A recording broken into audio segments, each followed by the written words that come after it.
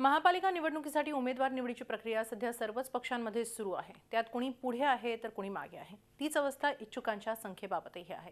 अपेक्षेप्रमाणे पुण्यामध्ये भाजपच्या इच्छुकांची संख्या मोठ्या प्रमाणावर वाढली आहे, तर इतरांच्या इच्छुकांमध्ये उल्लेखनीय म्हणावी इतकी घट झाली आहे।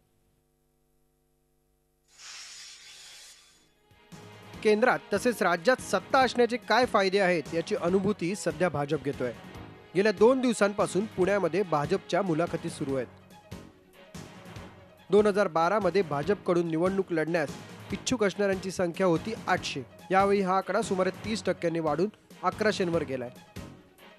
भाजपमध्ये उमेदवारी मिळवणं जितकं अवघड झालंय, तितकंच योग्य उमेदवार निवडणं आव्हानात्मक ठरणार आहे।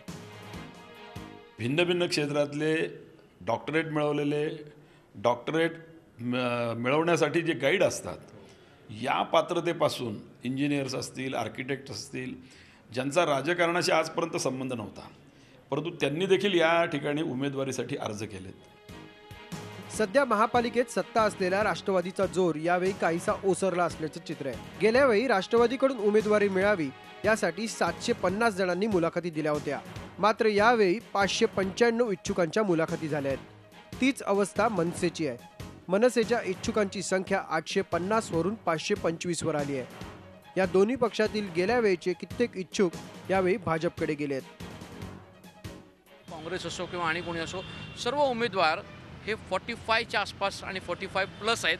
तिथे आजही आमच्याकडे मतदारांचा जो इच्छुकांचा जो ओढा आहे तो तरुण वर्ग आहे, आणि त्या तरुण वर्गाने हे शक्तीप्रदर्शन करून दाखवून दिलं आहे मनसेला की आम्ही तुमच्या बरोबर आहोत। सत्ता असल्यानंतर सत्तेला हपापलेले काही लोक तिकडे आकर्षित होतात, हे आजचं चित्र नाही, हे पहिल्यापासून भारतामध्ये चित्र आपल्याला पाहायला मिळालेलं आहे। त्याच्यामुळं त्या गोष्टीला अधिक महत्त्व द्यावं असं मला वाटत नाही। यावेळी शिवसेनेच्या इच्छुकांची संख्या 500हून 600 वर गेली आहे। शिवसेनेसाठी ही समाधानाची बाब म्हणता येईल। काँग्रेसची अवस्था मात्र गेल्या वेळेपेक्षा खराब आहे। 2012 मध्ये काँग्रेसकडून उमेदवारी मिळवण्यासाठी 656 जण इच्छुक होते। यावेळी 587 इच्छुकांनी मुलाखती दिल्या आहेत। एकूण काय तर सध्या शहरातील राजकीय वारे कुठल्या दिशेने वाहत आहेत याचा अंदाज या आकड्यांवरून येतो। ही एक प्रकारे निवडणूकपूर्व कल चाचणी आहे। असं असलं तरी वातावरण बदललं की वाऱ्याची दिशा देखील बदलत असते, हे देखील ध्यानात ठेवावं लागेल।